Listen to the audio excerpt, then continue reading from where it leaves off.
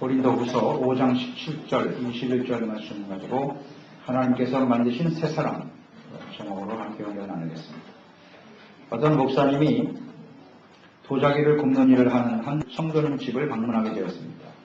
그 집에 가보니까 유리 상자 속에 아름다운 꽃병이 들어있었습니다. 아주 아름다운 모습이 있기 때문에 그 목사님이 이게 참 아름답습니다. 이 꽃병의 가치는 얼마나 될까요? 그 성도님이 대답하기를 이 꽃병은 돈으로 환산할 수 없는 아주 귀한 것입니다. 아, 그렇게 귀한 것입니까? 그 성도가 말하기를 저는 예수님을 믿기 전에 지독한 술 주정뱅이에다가 노름꾼이었습니다. 어느 날 친구의 전도를 받고 교회 나갔는데 그날 하나님의 말씀을 듣고 제가 얼마나 죄인인가를 알게 되었습니다. 눈물로 회개하고 예수님을 그날 구주로 영접하였습니다.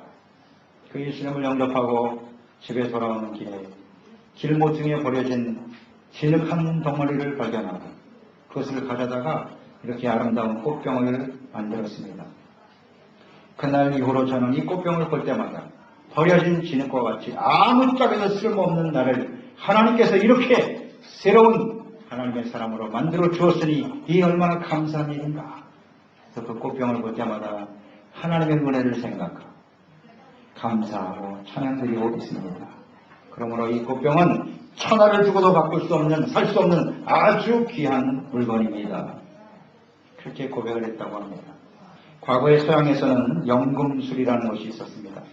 그래서 연금술사들은 굴이나 철이나 납과 같은 값싼 금속으로 은이나 금과 같은 귀한 금속을 만들 수 있다고 생각했습니다. 열심히 노력을 했습니다만 결국 실패로 끝나고 말았습니다. 굴이나 철, 납 이런 것들로 금을 만들어낼 수 없는 것처럼 사람의 본질을 변화시키는 것은 사람의 능력이나 인간적인 방법으로 할 수 있는 일이 아닙니다. 사람들이 지식이나 학습을 통해서 법이나 혹은 도덕 규범을 배우고 그것을 잘 지키려고 애를 씁니다. 그런 것을 잘 배우면 우리 본성에 있는 악을 잘 다스리는 것, 절제하고 억누르는 것이지 도덕이나 윤리 이것이 근본적으로 본질적으로 사람들을 변화시키지는 못합니다. 그래서 이런 것을 훈련받고 배운 사람과 그렇지 않은 사람과의 차이는 그것을 얼마나 절제하느냐 아니면 절제하지 못하고 드러내느냐의 차이일 뿐이죠. 오늘 본문 말씀에 보면 예수 믿고 구원받은 그리스도인들이 새로운 피조물이라고 말씀하고 계십니다. 새로운 피조물. 이것은 완전히 새롭게 창조된 새로운 존재입니다. 존재, 본성, 삶, 행위 등이 근본적인 차원의 변화를 의미하는 것입니다. 태초에 하나님께서 아담과 하와를 흙으로 창조하신 것처럼 아담을 흙으로 만드신 것처럼 예수 믿고 구원받은 사람은 하나님께서 새롭게 창조한 새로운 피조물이라는 뜻입니다. 그러나 처음 사람 아담은 하나님의 말씀을 떠나버렸습니다. 죄를 선택했죠. 그래서 하나님의 형상을 잃어버리고 창조의 목적에서 벗어나 결국 죄로 인해서 사망에 처하고 영원한 멸망에 처한 존재가 되고 말았습니다. 이런 사람을 완전히 새롭게 만드신 새 사람으로 변화되어지게 된 사람들이 바로 그리스도인들입니다. 아담과 하와의 후손으로 태어났지만 죄로 말미암아 영원히 버려질 수밖에 없는 절망적인 존재였지만 예수 그리스도로 말미암아 하나님이 새롭게 만들어서 하나님의 형상이 회복되고 하나님을 기쁘시게 하는 존재는 새 사람으로 만들어 주었다는 것입니다. 이것이 진정한 그리스도인입니다. 하나님이 새롭게 만드신 새 사람, 새로운 피조물 어떤 사람들일까요? 첫째는 그리스도 안에서 다시 태어난 사람이 새 사람입니다. 17절에 말씀합니다. 그런즉 누구든지 그리스도 안에 있으면 새로운 피조물이라 이전 것은 지나갔으니 보라 새 것이 되었도다. 이전 것, 새 것. 여기서 말하는 이전이란 무엇입니까? 예수 그리스도를 통해서 새롭게 피조되기 이전의 사람, 새로운 피조물이 있고 그렇지 않은 사람이 있다는 거예요. 이 이전의 사람은 자기가 삶의 죄인 노릇하며 살아왔던 교만하고 이기적이고 욕망에 사로잡혀 살았던 옛사람입니다. 자연인이죠. 그냥 부모에게서 태어나 그대로 살아가는 사람입니다. 그러나 새 사람은 하나님께서 친히 거듭나게 하신 사람, 새로운 사람으로 만들어 주신 것이죠. 이게 바로 새 사람입니다. 그러니까 죄악된 옛사람을 벗어버리고 옛사람을 벗어버린다고 하는 것은 하나님 앞에서 그리스도의 십자가 밑에서 자신이 얼마나 심각한 죄인인가를 깨닫고 회개하는 겁니다. 그리고 용서받는 겁니다. 이렇게 의의 사람으로 다시 태어난 사람이 새로운 사람입니다. 쉽게 깨어질 수밖에 없는 질그릇과 같은 사람이 아니라 보배가 되시는 예수 그리스도를 삶의 중심으로 모시고 살아가는 사람입니다. 썩어져 버릴 겉사람을 붙들고 살아가는 사람이 아니라 성령님의 인도하심을 따라 영신 하나님을 예배하고 사랑하고 섬기며 그분의 말씀에 순종하는 영의 사람이 새 사람입니다. 잠시 있다가 사라져버릴 세상의 소망을 두고 살아가는 사람들이 아니라 영원한 하나님의 나라, 또 하나님 앞에 서게 될 그 영광의 모습을 소망하며 살아가는 사람들입니다. 우리는 다 그리스도의 심판대 앞에 서게 될 것이다. 그 앞에서 행한 대로 심판받을 것을 알고 하나님을 두려워하고 하나님 말씀 앞에서 의와 거룩함과 진실함으로 하나님을 섬기며 살아가는 사람들, 하나님 앞에서 잘했다 칭찬받고 상급받고 영원한 멸류관을 바라보면서 소망하면서 살아가는 사람이 새 사람입니다. 우리는 어떻게 새 사람이 될 수 있을까요? 오늘 말씀에 나와 있습니다. 누구든지 제한은 없어요. 누구든지 그리스도 안에 있으면 새로운 피조물이 된답니다. 그리스도 안에 있는 사람이 새 사람입니다. 그리스도 안에서 영으로 다시 태어난 사람이 새 사람이죠. 그럼 어떤 사람이 그리스도 안에 있을 수 있나요? 이것은 하나님의 절대적인 주권입니다. 하나님의 은혜로 되는 것입니다. 우리가 그리스도 안에 들어가려고 애를 써서 되는 게 아니에요. 하나님의 선택과 하나님의 주권과 하나님의 은혜로. 다만 그리스도 안에 있어야만 새 사람이 될 수 있습니다. 하나님께서 이 땅의 모든 사람들, 죄로 죽어가는 영혼들을 구원하기 위해서 그 아들 예수님을 이 땅에 보내주셨어요. 우리의 죄를 위해서 죄 없으신 하나님의 아들이 십자가에 못 박히시고 피 흘려 죽으셨어요. 그리고 다시 살아나셨습니다. 그 예수님을 나의 구주로, 개인의 구주로 영접하고 그 예수님 앞에서 자신이 얼마나 심각한 죄인인가를 깨닫고 진심으로 회개하고 돌이킬 때 하나님께서는 그리스도 안에서 우리를 새 사람으로 만들어 주시는 것입니다. 예수 그리스도 안에 있는 사람만 새 사람입니다. 새 사람으로 하나님이 인정해 주시는 겁니다. 그리스도 안에 있는 사람, 그 사람은 어떤 사람이에요? 어떻게 살아가는 것이 그리스도 안에 살아가는 사람입니까?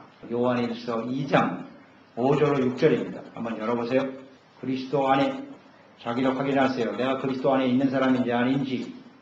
종교생활이 우리를 생명과 구원 새 사람을 만들어주는 게 아니에요. 교회 안에 있다고 해서 우리가 다 새 사람이 아닙니다. 잘 보세요. 요한일서 2장 5절로 6절. 누구든지 그의 말씀을 지키는 자는 하나님의 사랑이 참으로 그 속에서 온전하게 되었나니 이로써 우리가 그의 안에 있는 줄을 아노라. 그의 안에 산다고 하는 자는 그가 행하시는 대로 자기도 행할지니. 잘 보세요. 나는 그리스도 안에 있습니까? 아닙니까? 그리스도 안에 있는 사람은 하나님의 말씀 지키는 자입니다. 하나님의 사랑이 참으로 그 속에서 온전히 이루어진 사람입니다. 하나님의 사랑은 예수님의 십자가에 나타났어요. 죄로 말미암아 죽음 마땅한 우리를 위해서 죄 없으신 하나님의 아들을 십자가에 내어주신 사랑, 그 사랑이 우리의 심령 속에 임하여 그 사랑에 감동되어 진실로 하나님 앞에 회개하고 돌이키고 이제는 내가 이 하나님의 말씀을 붙들고 살아야겠다. 하나님의 말씀을 듣고 지켜 행하는 사람, 그 사람이 그리스도 안에 있는 사람입니다. 그 안에 산다고 하는 자는 그가 행하시는 대로 자기도 행할지니라. 예수님이 행하시는 대로 함께 행하며 살아가는 사람이 그리스도 안에 있는 사람이에요. 예수님은 무엇을 행하고 사셨나요? 예수님의 삶은 복잡하지 않아요. 단순합니다. 하나님의 말씀을 듣고 주님의 말씀대로 순종하는 삶을 사셨어요. 죄로 죽어가는 사람들 불쌍히 여기셨습니다. 찾아가서 그들에게 하나님 나라의 복음을 전해주시고 가르쳐 주셨습니다. 병든 사람을 치료해 주셨습니다. 문제가 있는 사람들도 해결해 주셨어요. 귀신도 쫓아내셨습니다. 많은 기사와 이적을 행하시면서 예수님이 하나님의 아들이심을 사람들이 좀 알고 믿고 따르기를 간절히 원하셨어요. 예수님의 마음, 예수님의 행동하시는 그 마음속에는 언제나 불쌍히 여기는 마음이었어요. 사람들을 불쌍히 여기셨어요. 섬김을 받기 위해서 오신 것이 아닙니다. 사람들을 섬기시기 위해서, 자신의 몸을 십자가에 내어주시기까지 화목제물로 내어주시고 많은 사람들을 생명과 구원의 길로 인도하기 위해서 최선을 다하셨던 분이 예수님이세요. 예수님은 끊임없이 기도하셨어요. 하나님의 아들이신데 예수님이 행하신 일은 한마디로 말하면 선입니다. 순종입니다. 자비와 긍휼입니다. 이런 예수님의 마음을 가지고 주님을 따르는 사람들, 이것이 바로 예수님 안에 있는 사람들입니다.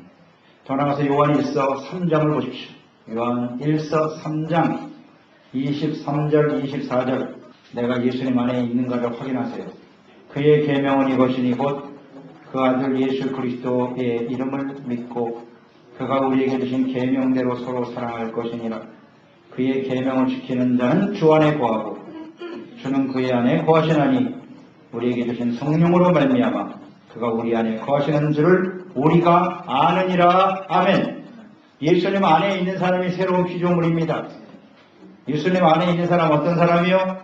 그의 계명을 가지고 지키는 사람이다. 그러니까 주님 안에 있다라고 하는 건 예수님 안에서 죄사함받고 은혜받고 구원받는 것인데, 이것은 하나님의 절대적인 주권과 은혜로 되는 것이라고 그랬어요.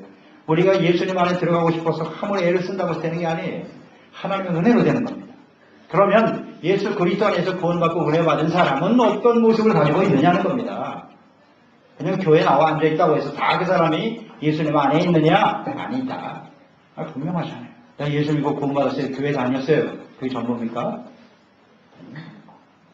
오늘 분명하잖아요. 그의 계명을 가지고 지킵니다. 오늘날은 계명이 필요 없다고요? 예수 믿고 구원받아서 은혜 시대에는 계명이 필요 없다고요? 사탄의 속임수에 넘어가지 마시기 바랍니다. 하나님의 말씀은 1.1획도 떨어지지 않습니다. 변하지 않아요. 예수님의 계명은 분명해요. 내가 너희를 사랑한 것처럼 너희가 서로 사랑하라. 그렇습니다. 이것을 어떻게 우리의 삶 속에 실천할 수 있느냐? 이걸 실천하며 살아가느냐? 근데 우리가 이것을 잘 실천하고 있나요, 여러분? 잘 안 되죠? 근데 오늘 말씀에 나와 있잖아요. 그 안에 거하신 하나님, 우리에게 주신 성령으로 말미암아, 성령으로 말미암아 그 안에 주 안에 거하시는 줄 알게 된다. 하나님의 성령이 우리 가운데 오시고 그 성령께서 우리 가운데 역사하실 때 비로소 우리는 예수님 안에서 그리스도와 함께 나의 옛사람을 십자가에 못 박아버리고 예수 그리스도가 내 안에 내가 주님 안에 함께 살아가는 삶을 살아가게 된다는 것입니다. 성령으로 말미암아, 예수님이 십자가에 죽으시고 부활하신 이후에 성령이 오셨어요. 예수 그리스도의 십자가를 믿고 죄사함받고 구원받은 사람들에게 성령이 임하십니다. 이 성령이 오셔서 하는 일이 바로 이런 거예요. 주님 안에서 살게 하는 거예요. 하나님의 말씀을 듣고 지켜 행하게 하는 거예요. 그게 성령이 하시는 일입니다. 지난 시간에도 우리가 말씀 나눴지만 우리를 그리스도인으로 살게 하는 가장 중요한 이유 중에 하나가 그리스도의 사랑이에요. 그리스도의 사랑이 없으면 우리 그리스도인으로 살 수가 없어요. 이 사랑을 어떻게 실천할 수 있느냐? 오직 하나님의 성령님께서 우리 가운데 그 사랑을 부어주실 때만 가능한 일이죠. 성령이 오셔서 그 사랑을 깨닫게 하시고 하나님을 사랑하기 때문에 그 계명을 지키는 거예요. 그 말씀을 지키는 거예요. 이것이 그리스도 안에 있는 새로운 피조물인 것입니다. 그러니까 우리가 이전에는 성령의 감동하심을 받지 않고 인도하심을 따라 살지 않기 때문에 그냥 내 멋대로 사는 거예요. 내가 원하는 대로, 내가 좋아하는 대로 그냥 나를 위해서 그렇게 사는 거예요. 근데 예수님 안에 들어오면 달라져요. 변화가 일어나는 거예요. 변화가. 이러한 변화가 일어납니다. 여러분 잘 생각해 보세요. 나는 그리스도 안에 있습니까? 그리스도 안에 있을 때만 새로운 사람이에요. 내가 안에 있는지 밖에 있는지 말씀을 보면 알겠죠. 자기 나름대로 확신하고 나는 그리스도 안에 있어! 소리쳐봐야 소용없어요. 하나님의 말씀에 비추어봐야죠. 내 이대로 지금 주님 안에 있는가? 그리스도 안에 있을 때만 우리는 새로운 사람. 이런 사람은 거듭난 사람. 육체의 욕심이 아니라 하나님의 영으로 다시 살아요. 하나님 영이신 하나님을 예배하고 하나님을 소중하게 여기고 그 하나님 앞에 귀를 기울이고 주님의 말씀을 기쁨으로 순종하며 따르는 사람, 그 사람이 그리스도 안에 있는 새 사람입니다. 두 번째, 새 사람은 어떤 사람이에요? 하나님과 화목하고 이웃을 화목하게 하는 사람, 그 사람이 새로운 피조물이죠. 18절 19절 말씀을 보세요. 모든 것이 하나님께로서 났으며 그가 그리스도로 말미암아 우리를 자기와 화목하게 하시고 또 우리에게 화목하게 하는 직분을 주셨으니 곧 하나님께서 그리스도 안에 계시사 세상을 자기와 화목하게 하시며 그들의 죄를 그들에게 돌리지 아니하시고 화목케 하는 말씀을 우리에게 부탁하셨느니라. 아멘. 그리스도 안에서 죄에 대해서 죽고 의에 대하여 다시 태어난 사람, 이 사람이 새로운 사람인데 이 새로운 사람은 반드시 삶의 변화가 나타납니다. 그 변화 중에 하나가 하나님과 우리가 화목하게 됐다는 것입니다. 하나님과의 관계가 회복되어지는 것입니다. 하나님은 아버지고 우리는 그의 자녀로 변화되는 것이죠. 그래서 그 하나님 안에서 참된 화평을 누리며 살아가게 됩니다. 여기 화목이라고 하는 단어는 평소에 담을 쌓고 서로 원수같이 지내던 사람이 이 담이 허물어지는 겁니다. 이 담이 허물어져서 서로 화해하는 거예요. 이게 화목이라고 하는 뜻이에요. 창조주 하나님과 원수되었던 사람들이 하나님 아버지와 자녀의 관계로 회복되어지고 참된 화평을 누리며 살아가게 되는 것이에요. 창조주 하나님과 형상대로 지음받은 사람들이 서로 원수 관계로 살아간다. 화목하지 못한 그 이유는 무엇일까요? 바로 죄입니다. 아담과 하와가 범죄하였기 때문에 하나님과의 관계가 단절되어 버렸어요. 그래서 그 이후에 태어난 사람은 하나님을 알지 못해요. 하나님을 인정하지 않아요. 그것은 곧 하나님과 원수된 상태라고 성경은 분명히 말씀합니다. 로마서 5장 10절 곧 우리가 원수 되었을 때에 예수 믿기 전에 사는 원수된 상태라고 말합니다. 그의 아들의 죽으심으로 말미암아 하나님과 화목하게 되었은즉 화목하게 된 자로서는 더욱 그의 살아나심으로 말미암아 구원을 받을 것이니라. 우리가 구원받았다고 하는 것은 죄의 문제가 해결이 된 거죠. 그 죄의 문제가 해결이 됐다고 하는 것은 하나님께서 원래 우리를 창조하신 모습으로 회복되는 거예요. 하나님과 우리 사이에 가로막혀 있던 죄악의 담이 무너지는 거예요. 하나님과 우리가 화목하게 되는 거예요. 이것이 구원입니다. 죄를 짓고 타락한 죄 가운데 살아가는 사람들, 이 먼저 담을 허물신 분이 누구냐? 하나님이십니다. 모든 것이 하나님께로부터 났으며 그랬잖아요. 모든 것이 하나님께로부터 났다. 우리는 하나님을 인식하지 못해요. 하나님과 화해할 생각도 없어요. 그랬던 사람들인데 하나님이 직접 찾아오셨다는 거 아니에요. 하나님의 아들 예수님을 사람의 몸을 가지고 이 땅에 찾아오셔서 그 죄악의 담을 십자가로 허물어 버리신 거예요. 그래서 누구든지 그 예수 그리스도를 믿고 바라보면 죄사함 받고 은혜 받고 하나님의 자녀로 회복시켜 주시는 하나님의 사랑과 은혜. 이 세상에 모든 사람들은 하나님과 원수되어 살고 있어요. 그래서 하나님을 싫어해요. 하나님을 거부합니다. 하나님을 인정하지 않아요. 나의 삶에 하나님은 필요 없습니다. 하나님을 조롱합니다. 하나님을 무시합니다. 하나님의 이름을 짓밟습니다. 아주 경험하죠. 어떤 사람은 하나님을 저주해요. 하나님의 이름을 저주하고 그래도 겁도 없어. 자신 하나님을 없다. 하나님 믿고 예수 믿는 걸 그렇게 싫어할 수가 없어. 하나님 원수처럼 여겨요. 원수처럼 여겨요. 이게 하나님이 없는 사람들의 모습이에요. 그런데 주님께서 먼저 찾아오시고 그 담을 허물어 주셨어요. 우리 내일이면 추석절기잖아요. 추석인데 그 추석에 그게 더 고통스러운 사람도 있어요. 부모 자식 간에 서로 만나고 싶지 않은 가정들도 있더라고요. 자식들이 부모에게 죄를 짓거나 아니면 부모가 자식에게 큰 상처를 주었거나 내가 눈에 크게 들어가기 전에 절대로 우리 집에 오지 마! 이래서 집에 가지도 못하고 눈물 흘리는 자식들이 있어요. 부모하고 자식이 원수가 돼가지고. 그런데 부모가 찾아오는 거예요. 자식이 찾아가지는 않아요. 절대. 부모가 찾아가는 거예요. 내가 잘못했다. 내가 너를 용서하라. 나를 용서해라. 담이 무너지는 순간 화해가 이루어져요. 그 마음속에 큰 감동과 기쁨이 생기죠. 하나님의 이처럼 원수된 우리들에게 찾아오시는 거예요. 예수 그리스도로 말미암아 찾아오셔서 화목하게 만들어 주시는 것입니다. 이 죄의 문제가 해결되지 않으면 절대로 화목될 수가 없어요. 하나님께서 거룩하신 하나님께서 하나님의 백성, 택한 이스라엘 백성들에게 하나님과 화목할 수 있는 비결을 말씀하셨어요. 방법을 제시하셨어요. 그게 구약시대에 나타난 율법, 모세를 통해 주신 율법에 잘 나타나 있어요. 율법에는 죄가 무엇인가를 깨달아주는 그런 구체적인 내용이 기록되어 있고요. 또 하나는 그 죄의 문제를 어떻게 해결할 거냐. 제사법입니다. 성막과 제사법을 주셨어요. 그 죄를 가지고는 하나님과 화목할 수 없는데 먼저 율법의 말씀은 죄를 깨닫고 하나님의 성전에 나와서 동물의 피를 흘리고 제물을 드리고 그러면 내가 너의 죄를 용서해주고 이 하나님의 성소에서 지성소에서 그 속죄소에서 내가 너희를 만나주리라 약속하셨어요. 이스라엘 백성들이 하나님과 화목할 수 있는 길을 제시해 주었음에도 불구하고 그 하나님의 말씀을 따르지 않습니다. 더 이상 성전에 나오지 않아요. 제사를 드리지 않습니다. 하나님께서 말씀하신 제사의 내용은 간단합니다. 첫째는 속죄제입니다. 속죄, 죄를 용서받기 위해서 제물을 드리라는 거예요. 그 두 번째 번제도 있습니다. 소제도 있습니다. 그 다음에 마지막으로 드리는 것이 화목제입니다. 속죄한 다음에 용서받아서 하나님과 화목되어 감사함으로 기쁨으로 드리는 제물이 화목제물입니다. 그래서 화목제물을 드릴 때는 하나님께 기뻐하고 화목제물은 또 성도들과 나눠요. 함께 나누는 것이 특징이죠. 속죄제는 오직 하나님께만 드리지만 화목제는 같이 나눠요.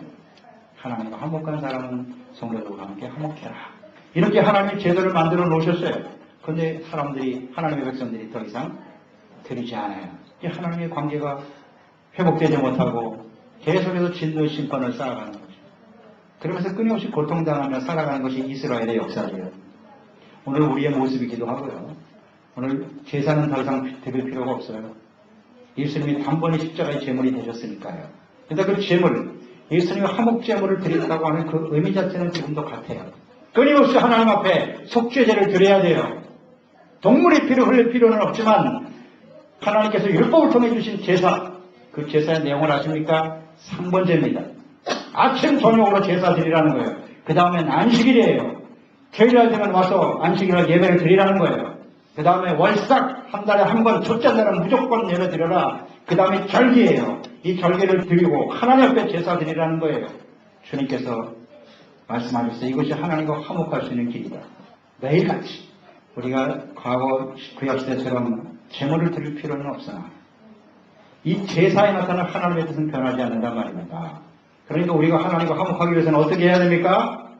상번제, 매일매일 하나님 앞에 제사와 예배를 드려야 돼요. 왜 예배가 필요합니까? 우리는 세상 가운데 죄악된 세상에 살면서 끊임없이 더러워져 있기 때문이에요. 예수님이 단번에 우리의 죄를 사하여 주셨으니까 더 이상 예배가 필요 없다. 교회가 필요 없어. 회개할 필요도 없다. 이게 사탄의 가르침이에요. 매일같이 우리는 하나님 앞에 제사가 필요하니까 상번제를 드리라고 하신 거 아니에요. 하나님께서. 왜 매일같이 제사를 드리라고 하십니까? 일주일에 한 번만 나와서 예배 드리면 될 것 같으냐. 그런 말씀하시지 않죠. 우리는 그럴 수밖에 없는 존재들이고 세상은 그때보다 훨씬 더 악합니다. 예수님의 재림이 임박한 마지막 심판을 향해 달려가는 시대이기 때문에 훨씬 더 악해요. 그래서 이 말세가 될수록 우리는 뭐 이런 일에 힘쓰라 그랬어요. 왜 예배를 드려야 되는지, 왜 예배가 필요한지 다시 한번 말씀드립니다. 하나님 앞에 나는 완전히 퍼펙트한 죄가 없는 사람이라면 그 사람은 예배 안 드려도 돼요. 필요 없어요. 안 해도 돼요. 근데 그런 사람이 세상에 있나요? 없습니다. 그러니까 하나님 앞에 제사가 필요하고 예배가 필요하고 하나님의 교회가 필요한 거예요. 하나님과 화목하기 위해서. 아멘. 다시 한번 질문합니다. 여러분 하나님과 화목하십니까? 참된 평화가 있으신가요? 우리에게 마음의 화평이 없고 평화가 없다는 얘기는 지금 하나님과의 관계가 잘못되어 있는 겁니다. 예배가 제대로 안 돼 있기 때문이에요. 죄의 문제가 해결되지 않았기 때문입니다. 막연하게 생각하시면 안 돼요. 예수님 나의 죄를 위해서 죽으셨으니까 나는 아무렇게나 살아도 평안을 누리며 살 거야? 그렇지 않습니다. 성경 그렇게 말씀하지 않아요. 똑바로 이해해야 됩니다. 이제 하나님께서 그 아들 예수 그리스도를 우리에게 보내주셨어요. 그 예수님 통해서 우리가 화목되게 하셨다고요. 이게 얼마나 큰 은혜입니까? 그러니까 날마다 예수님 앞에 나가서 십자가의 구속의 은혜를 생각하면서 하나님 앞에 예배를 드리고 회개하고 용서받는 사람이 되어야만 하는 것입니다. 이런 사람이 세 사람이에요. 하나님과 화목하죠. 자, 더 나아가서 이제 하나님과 화목한 사람은 어떻게 해야 돼요? 이웃과 화목한 사람이 되는 거예요. 그게 새로운 피조물이에요. 거듭난 사람이에요. 과거에는 이웃과 나에게 좀 상처를 주고 기분 나쁘게 하면 원수 되는 거예요. 아직까지 너 안 보면 그만이야. 싸우고 그냥 저주하고 욕하고 전부 원수 되는 거예요. 옛날에 그렇게 살았어요. 그런데 예수 믿고 하나님과 화목하고 나니까 사람들과의 사이도 화목하게 되는 거예요. 화목해 하는 사람, 그 사람이 새로운 피조물입니다. 아멘. 이웃과 화목이라고 하는 것은 나에게 잘해주는 사람하고만 화목하라는 뜻이 아니에요. 그 화목의 뜻이 뭐라고요? 죄악의 담이 무너진 거예요. 그래서 화해가 되는 거라고 해요. 그 담을 이제 누가 무너뜨려야 돼? 하나님이 우리에게 무너뜨려서 하나님과 화목되게 하셨으니까 화목함을 받은 우리가 화목케 하는 직분을 주셨고 그 말씀을 우리에게 맡기셨다잖아요. 우리가 화목해야 되는 거예요. 상대방이 나에게 와서 그 얘기하고 잘못했다고 하면 그때 가서 한번 생각해 볼게요. 그건 새 사람 아닙니다. 내가 상처받고 내가 오른뺨을 맞았어요. 억울하게 있는 걸 빼앗겼어요.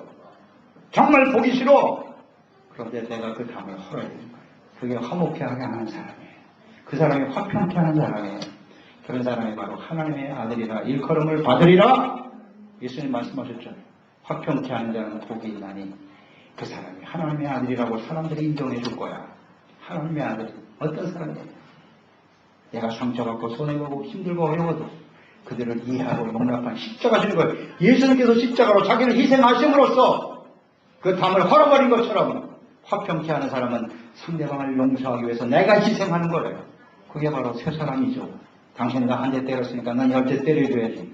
그건 아니에요. 그런 사람은 새 사람 아닙니다. 당신이 나한테 이렇게 해를 주었지? 나도 똑같이 해주마. 그건 새 사람 아니에요. 비록 그런 마음이 여기까지 올라오죠. 네, 사실이에요. 우리 솔직하게. 아무리 우리가 구원받았다고 하지만 나의 뺨을 때리고 무시하고 멸시하고 억압하는 사람 정말 그대로 갚아주고 싶어요. 그렇지만 그렇게 할 수 없게 하세요. 주님께서. 주님의 사랑이 우리를 강권하시고 하나님의 성령이 우리 가운데 역사하시기 때문에 참아주게 됩니다. 불쌍히 여기는 마음을 갖게 돼요. 이게 바로 새 사람입니다. 사람들과 화목한 사람이 하나님과 화목한 사람이에요. 이거는 아주 분명해요. 하나님을 사랑하는 사람은 이웃을 사랑해요. 이웃을 사랑하는 사람이 하나님을 사랑하는 거예요. 사람들과 다 원수 맺고 있으면서 화목하지 못하면서 나는 하나님과 화목하다? 거짓말입니다. 속이는. 이웃 사람과의 관계를 보면 나의 모습을 알 수 있어요. 나의 영성을 알 수 있다고요. 이해하고 용서할 줄 알아야죠. 그게 진정한 새로운 피조물입니다. 마지막 세 번째. 새 사람은 어떤 사람이에요? 그리스도의 대사로서 세상에 보내진 사람이다. 20절, 21절 보세요. 그러므로 우리가 그리스도를 대신하여 사신이 되어 하나님이 우리를 통하여 너희를 권면하시는 것 같이 그리스도를 대신하여 간청하노니 너희는 하나님과 화목하라. 하나님이 죄를 알지도 못하신 이를 우리를 대신하여 죄로 삼으신 것은 우리로 하여금 그 안에서 하나님의 의가 되게 하려 하심이니라. 예수 그리스도 안에서 거듭난 새로운 피조물인 그리스도인들은 누구다? 사신이다. 그리스도로부터 보냄을 받은 사람. 이 사신이란 보내신 자를 대표하고 보내신 자의 말씀을 전달하는 공적인 특사로 보냄을 받은 사람, 사신입니다. 에스파뇰 성경에는 엠바하도레스 데 그리스도, 엠버서더, 대사입니다. 대사. 사신이라는 뜻은 하나님의 나라를 대신해서 이 세상에 우리가 대사로 지금 파견되어 살아가는 거예요. 이 사람이 새 사람입니다. 그러니까 이 사신은 보낸 나라나 그 사람에게 속해 있어요. 그리고 특별한 직임을 가지고 사명을 가지고 온 거예요. 놀러 온 게 아닙니다. 대사는 놀러 온 사람입니까? 관광객인가요? No. 분명한 국가의 이익을 위해서, 나라의 이익을 위해서 나라를 대표하여 이곳에 와 있는 거예요. 그러니까 그의 말과 행동은 공신력이 있어요. 한 나라를 대표하는 겁니다. 이게 바로 대사거든요. 우리가 엠바하도래요. 이걸 잊지 말아야 돼요. 우리가 비록 이 땅에 살고 있지만 우리의 소속은 어디다? 하나님의 나라예요. 이게 새 사람입니다. 예수 믿기 전에는 자신의 나라에서 자기 마음대로 자기의 뜻대로 살았어요. 대사는 자기 뜻대로 말하거나 행동하면 안 돼요. 나라에서 명령하고 나라에서 내려준 말만 해야 돼요. 마찬가지예요. 하나님께 소속된 사람들이기 때문에 하나님의 말씀을 전해되고 증거해야 되는 거예요. 그러니까 우리가 이 땅에서 한국 사람을 사는데 우리는 하나의 대사로 우리는 행동해야 되겠죠. 왜냐하면 우리가 여기서 잘못된 언행을 하게 되면 이 에스파뇰들이 우리를 볼 때 한국을 잘 모르죠. 그러니까 그 몇몇 사람 행동하는 거 보고 야 한국 사람들은 다 저러냐? 판단이 되는 거예요. 우리가 그리스도의 대사로서 이 땅에 사람들이 하나님을 알아요? 몰라요? 몰라요. 그 하나님 어떤 분인데 우리가 어떻게 행동하느냐에 따라서 결정된단 말이에요. 그런데 대사로 사신으로 부름받은 사람들이 그리스도의 대사로 살아가는 사람들이 제멋대로 자기 생각대로 자기 감정대로 느낌대로 함부로 행하고 정말 두려운 일이에요. 이런 대사는 즉시 소환에 파면 왜냐하면 나라의 국익을 손상시키고 명예를 훼손시키잖아요. 그런 사람은 대사가 아니에요. 자격이 없어요. 오늘 우리가 그리스도의 대사로 살아가는 사람들인데 하나님과 그리스도의 이름을 욕되게 한다면 하나님이 그냥 두실까요? 그리스도인으로 살아가는 것은 언제나 엠바서더다. 내가 하나님의 대사로 사신으로 부름받다는 생각을 알기 때문에 항상 조심하게 되는 거예요. 말과 행동이 조심스럽고 하나님이 뭐라고 말씀하시지? 내 생각이 아니에요. 언제나 하나님의 뜻에 귀를 기울이고 주님의 말씀대로 행하는 사람들이 새 사람입니다. 그리고 대사는요. 분명한 메시지가 있어요. 나라를 대신해서 뭔가를 전하는 사람이니까 그 메시지가 뭐냐 오늘 나와 있네요.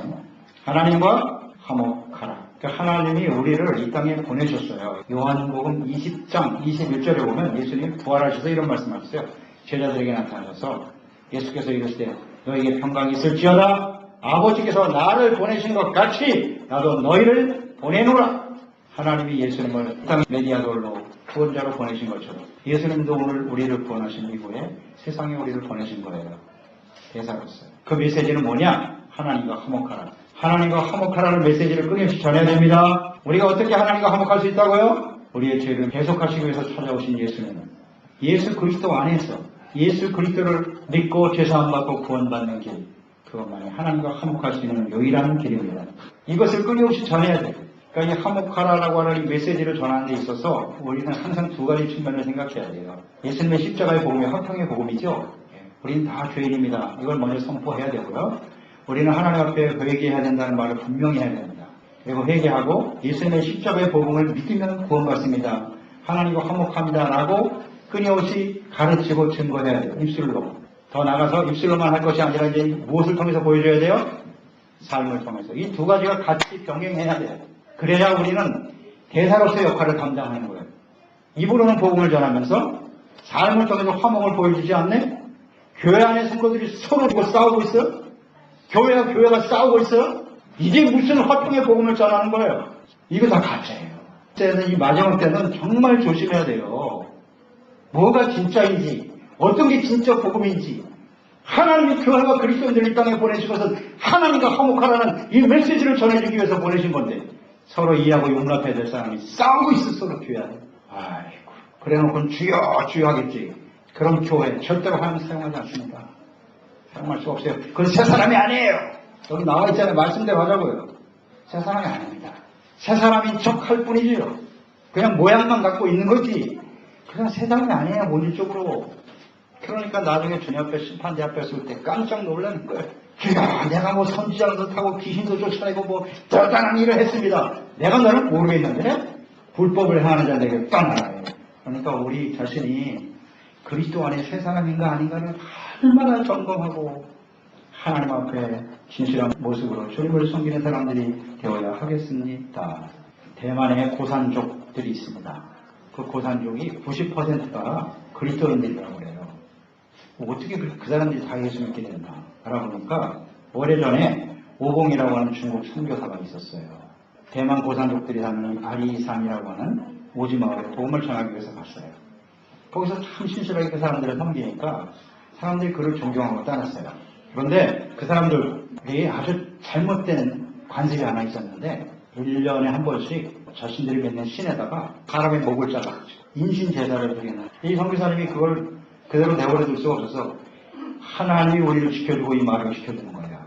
그러니까 그 나쁜 것 하지 마라. 하나님 책임져 줄 거다. 그래서 1년 지나고 2년 지나고 그 일을 하지 않았어요. 그런데 그 사람들 중에는 온전히 예수를 믿고 구원받은 게 아니니까 자꾸 불안해지는 거예요. 이 제사를 드리지 않으면 신이 놓아요. 우리에게 해가 다가올 것이다. 다시 인신제사를 드립시다. 이 선교사가 아무리 얘기를 해도 듣지를 않아요. 변화가 안 되는 거예요. 그래서 바로는 정 그렇다면 내일 아침 새벽 일찍이 어느 산에 가보세요. 거기 빨간 모자를 쓰고 빨간 옷을 입고 가는 사람이 있을 텐데 그러면 그 사람의 목을 잘라서 제사를 드리세요. 이 말을 듣고 그 다음날 새벽에 이 사람들이 지시한 산으로 올라가니까 정말 빨간 모자 쓰고 빨간 옷을 입고 가는 사람이 나타났어요. 그 사람의 목을 쫙 제사를 드리려고 보니까 그 목을 자른 사람이 누구냐? 바로 오봉 선교사예요. 그 모습을 보고 자신들이 얼마나 큰 죄를 지었는지 깨달았다는 거 아니에요. 그래서 다시는 그런 제사를 드리지 않고 그 선교사가 전해주는 복음을 듣고 모든 마을이 다 예수 믿게 되었다는 이야기입니다. 화목이라고 하는 것은 이처럼 자기를 희생하는 겁니다. 자기를 희생해서 모든 사람들이 죄를 버리고 하나님과 화목할 수만 있다면 이것이 얼마나 귀한 일인가. 이런 사람들이 바로 새 사람이에요. 그리스도 안에서 새롭게 된 사람들입니다. 예수님이 우리 안에 들어오면 우리도 당연히 이런 모습으로 변화가 일어나는 것이 맞습니다. 그래서 오늘 말씀을 전하면서 내가 정말 새 사람 맞나? 한번 잘 생각해 보세요. 이 말씀대로라면 우리가 온전하지 못한 모습도 있어요. 새 사람처럼 살아가야 마땅한데 그렇지 못한 모습 사실입니다. 그렇다면 하나님 앞에 솔직하게 내려놓고 고백하고 우리가 새 사람답게 살아갈 수 있도록 하나님의 성령님께서 우리 가운데 임하시도록 위해서 기도하고 진지한 자세로 주님을 섬기는 저희들이 되어야 할 것입니다. 새 사람답지 못한 우리의 모습을 빨리 이 시간에 고백하고 솔직하게 내려놔야 돼. 아닌 척하지 말고 하나님 우리가 새 사람으로 살고 싶습니다. 새 사람답게 살아야 나도 구원받고 많은 사람을 살릴 수가 있어. 이 내용들이 있어야만 우리가 될 수 있도록 겸손한 자세로 주님을 섬기는 종들이 됩시다.